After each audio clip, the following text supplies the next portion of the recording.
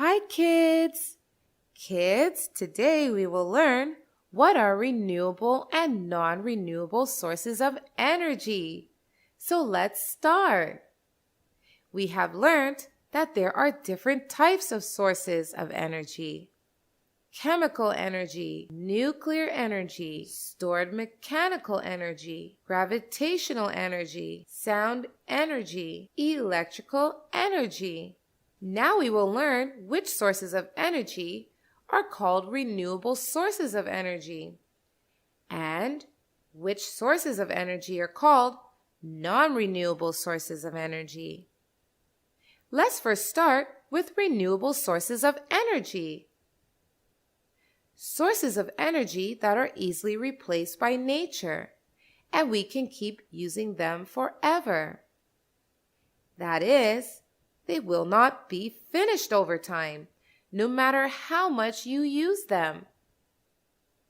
Examples of renewable sources of energy are solar energy, wind energy, hydro energy, and biomass energy, and geothermal energy. We just need not use them judiciously. They are unlimited and are all the time being replaced by nature. Wood, fruits, vegetables too can be considered as renewable sources of energy, but only if we keep planting them in big numbers. If we are cutting forests, we must plant more trees, even more than the number of trees cut down, so that new forest is ready in some years.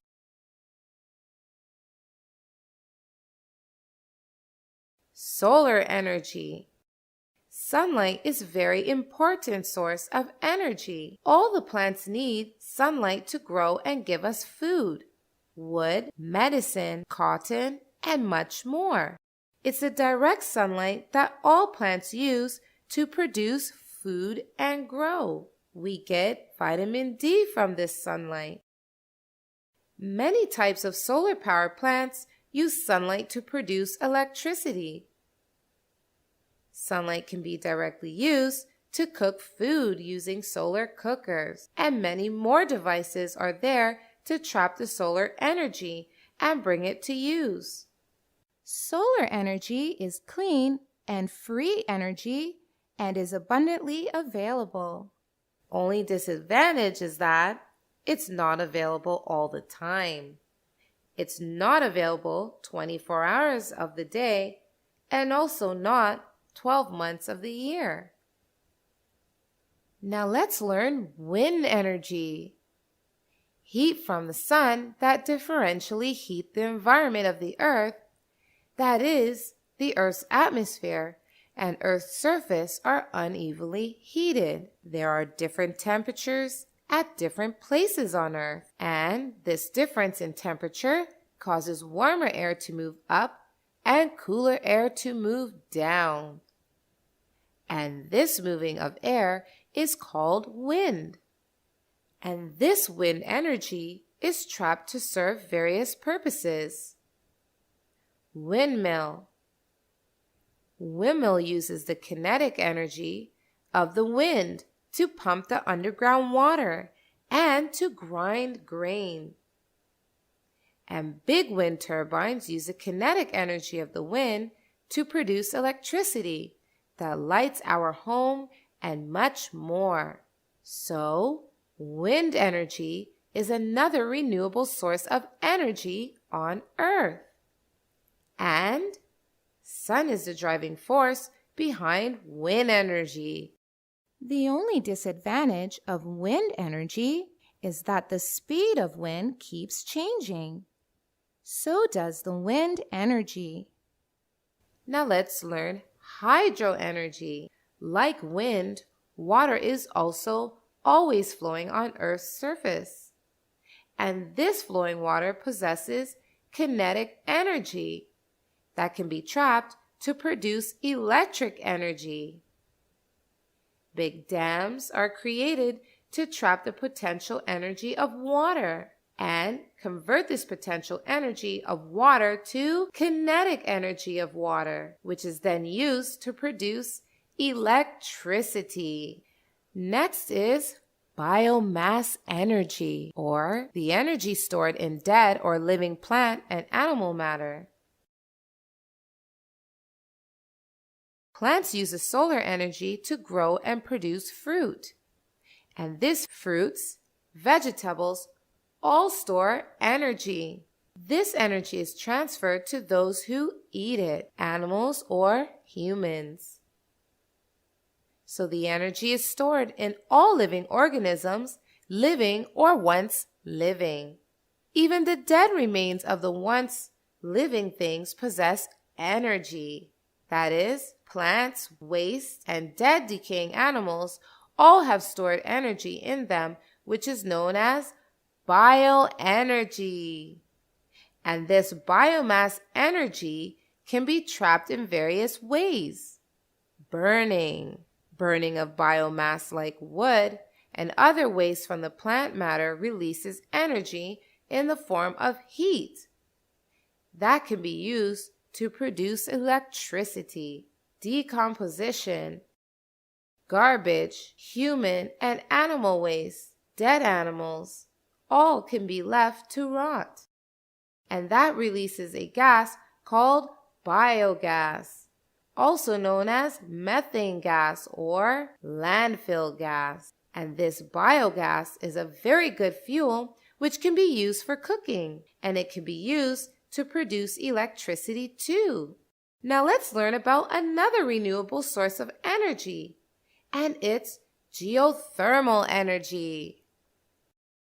A lot of energy is stored beneath the Earth's surface in the form of hot molten matter or magma. And this energy can be trapped through various means. Steam of lava is trapped and used to run the turbines, which in turn produces electricity. It's a clean and sustainable energy. This heat energy of molten matter can be trapped from a few miles beneath the Earth's surface using a geothermal heat pump system. This energy can be directly used for heating homes and offices. Some cities in the U.S. also pipe this hot water and make an extensive network of pipes under the roads and sidewalks to melt snow. So kids, we learned about a lot of renewable sources of energy. Now let's learn about non-renewable sources of energy. Those sources of energy cannot be replaced by nature in a reasonable time frame. That is, once used, nature needs hundreds of thousands of years to replace them. For example, if we cut trees to use them, new trees can be grown at the same place in a matter of years. It can be 10 years, 15 years, or 20 years. But that's still a reasonable time frame. But fossil fuels, that is, coal, petrol, diesel, and kerosene, if we use them, nature needs thousands or even millions of years to make them again. Earth minerals, metal ores, fossil fuels, even underground water are examples of non-renewable sources of energy. Coal is a fossil fuel which is present beneath the Earth's surface and is formed in millions of years. It is extracted through various mines and is used in thermal power plants to produce electricity. Organic remains, that is, remains of plants and animals deep beneath the Earth's surface, turns into fossil fuels like natural gas and petrol and diesel.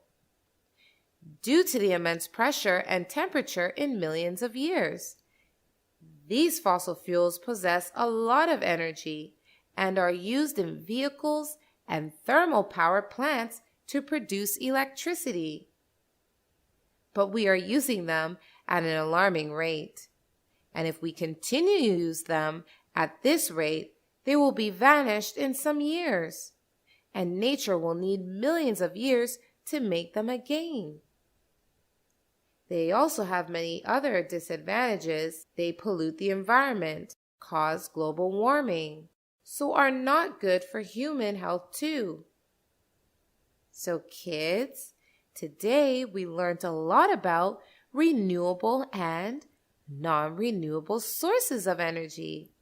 Now you may go ahead and take a quiz to learn more. Bye-bye!